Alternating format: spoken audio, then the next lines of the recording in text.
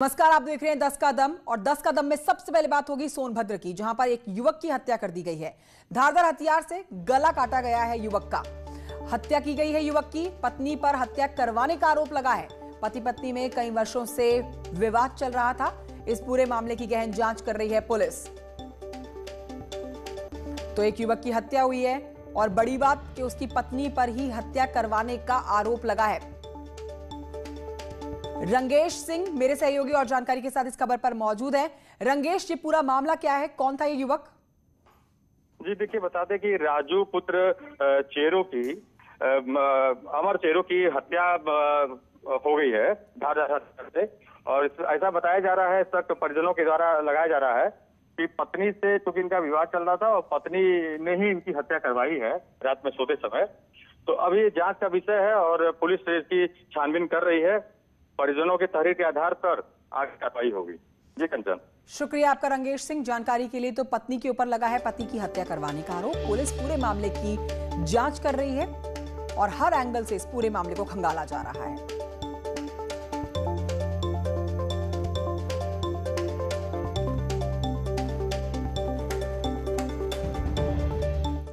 आगरा से खबर, जहां पर होली के मौके पर पुलिस ने संस्कारों वाली पाठशाला लगवाई है। दरअसल पुलिस ने कई लड़कों को पकड़ा था जो कि बिना हेलमेट या नशे में धुत होकर गाड़ी चला रहे थे। उन्होंने ट्रैफिक के नियम तोड़े। कई लड़के ट्रिपलिंग भी कर रहे थे। बाइक पर 3 लोग सवार थे। अब पुलिस ने उन्हें समझाया उनकी जान परिवार के लिए कितनी कीमती है, लेकिन ये तरीका बिल्कुल अलग था पुलिस का इनको समझाने का। आप ये तरीके की तो 2 तस्वीरें देख रहे हैं।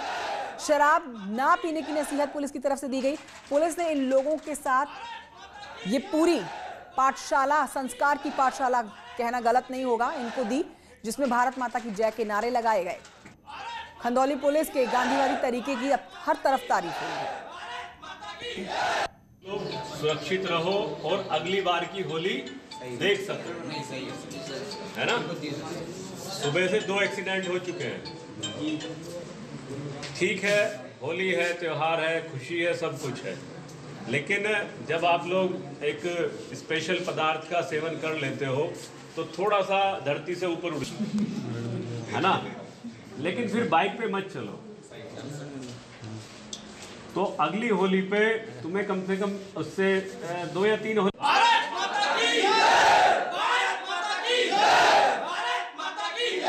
पुलिस का एक अनोखा अंदाज है। देखिए किस तरह से ये हुड़दंग मचाने वाले युवाओं को संस्कारों वाली पाठशाला दे रही है और तारीफ भी हो रही है।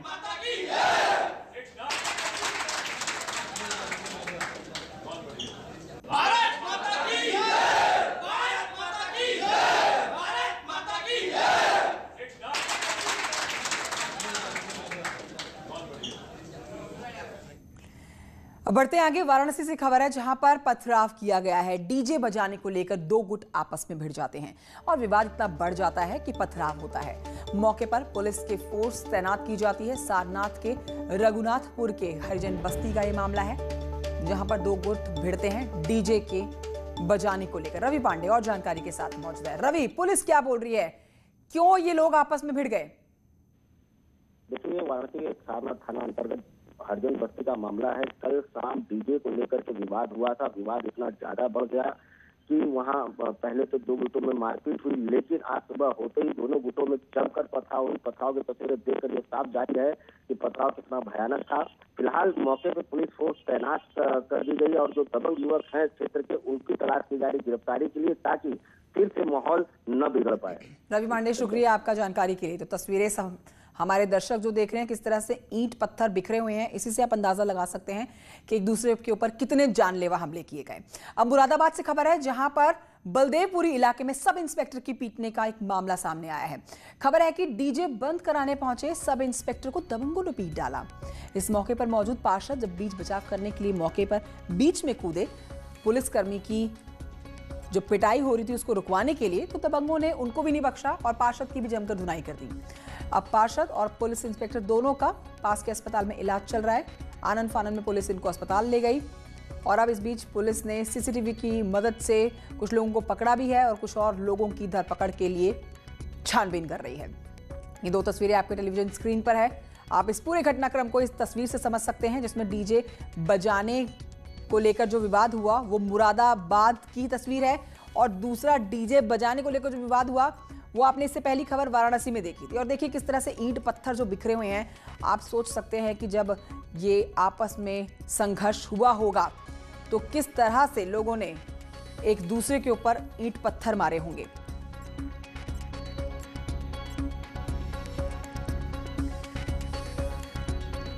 ग्रेटर नोएडा से खबर, जहां पर मारपीट की गई है। शराब के नशे में धुत मारपीट का ये वीडियो वायरल हो रखा है। दोनों शराबियों में बैठने को लेकर विवाद हुआ था। छोटी सी बात का विवाद इस कदर बढ़ जाता है। ये देखिए पूरे फिल्मी अंदाज में एक शख्स दूसरे को किस तरह से घूंसे मार रहा है।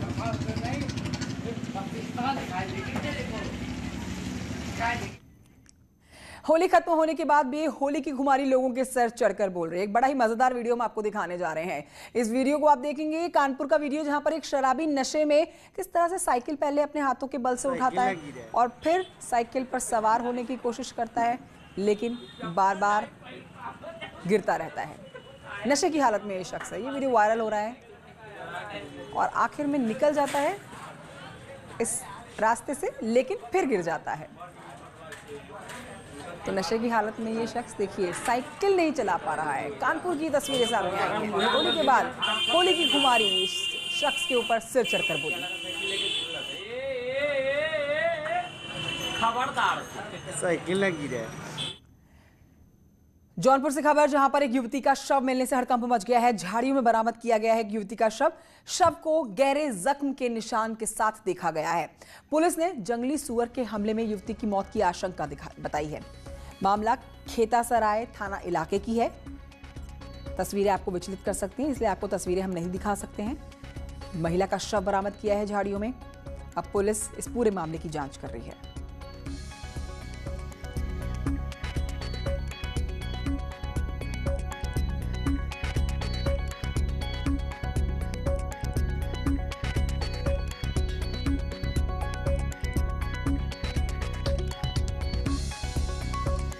तो जंगली सुअर के हमले की आशंका तो हालांकि पुलिस जता रही है, लेकिन हर एंगल से इस पूरे मामले को खंगाला जा रहा है। ये युवती जो मिली है, इसके शरीर पर जख्मों के निशान हैं।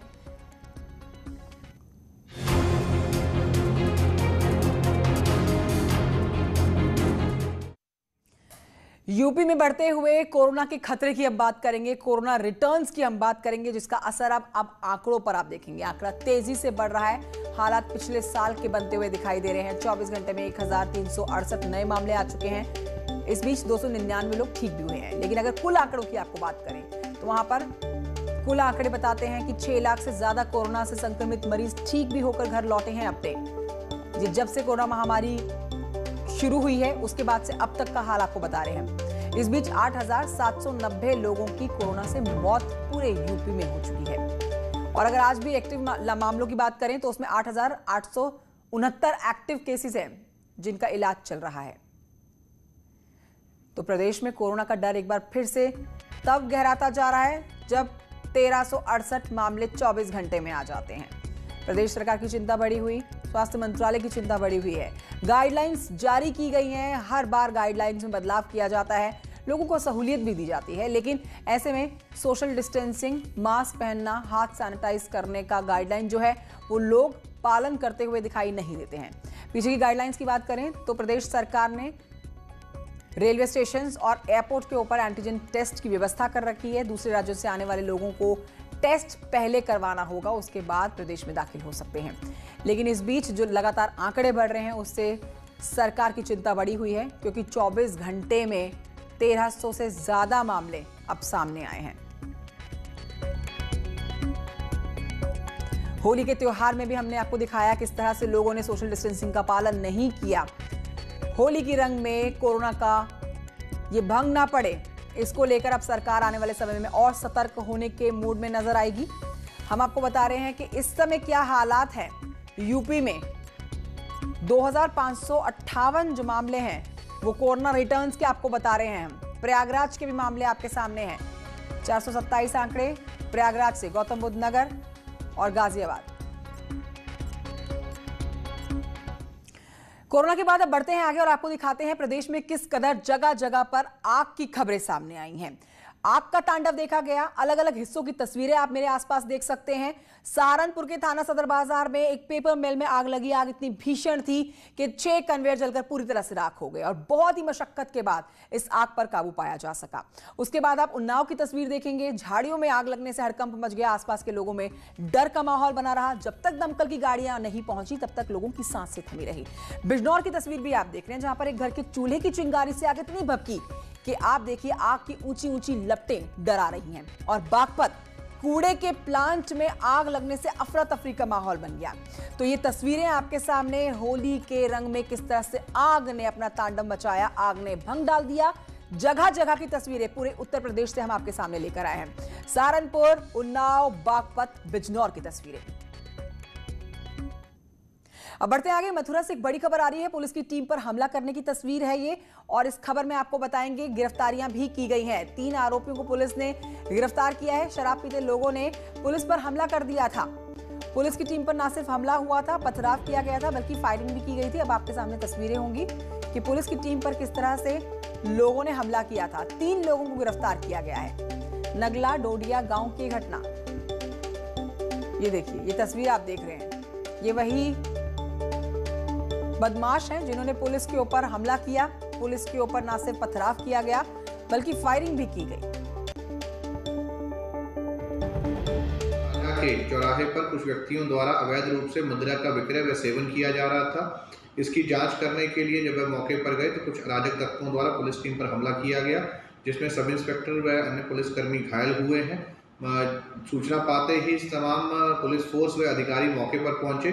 इस घटना से संबंधित गंभीर धाराओं में एक अभियोग थाने पर पंजीकृत कर लिया गया है। इस घटना से संबंधित 3 अभियुक्तों को हिरासत में ले लिया गया। अन्य अभियुक्तों की तलाश जारी है। जल्द ही उनके खिलाफ भी कठोर कार्रवाई की जाएगी व अग्रिम विधिक कार्रवाई अमल में लाई जाएगी। नितिन गौतम मेरे सहयोगी और जानकारी के साथ मौजूद हैं। नितिन गौतम, 3 लोगों को पकड़ा गया है, लेकिन अभी कुछ और बदमाश हैं जो पुलिस की गिरफ्त से बाहर हैं। जी, अगर हम बात करें तो कल देर शाम का ये मामला है। उस दौरान यहाँ पर जब पुलिस टीम एक सूचना के आधार पर जा रही थी, उस समय उनके ऊपर पथराव किया गया और फायरिंग की बात सामने आई थी। उसके बाद पुलिस के जो अधिकारी थे उन्होंने तत्काल कार्रवाई करते हुए 3 लोगों को हिरासत में ले लिए, लेकिन आधा दर्जन लोग अभी फरार हैं, जिनके लिए पुलिस टीम लगातार दबिश दे रही है और उनकी गिरफ्तारी का प्रयास कर रही है। जी नितिन गौतम, शुक्रिया आपका जानकारी के लिए। तो 1 दर्जन से ज्यादा। केरल के कोची से खबर है, जहां पर इंडियन नेवी ने फ्रांस के नेवी शिप का जोरदार स्वागत किया है।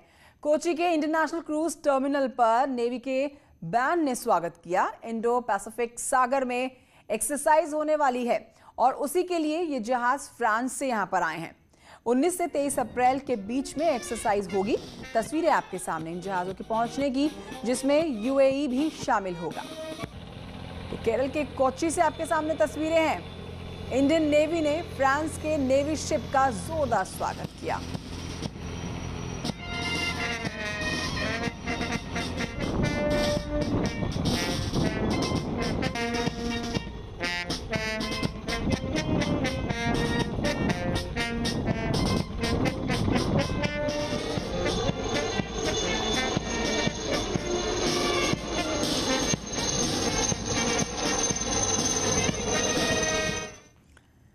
कानपुर की तरफ आपको लिए चलते हैं, जहां से खबर दबंगों के कहर से जुड़ी हुई है। छेड़छाड़ का विरोध करने पर पिटाई की गई है।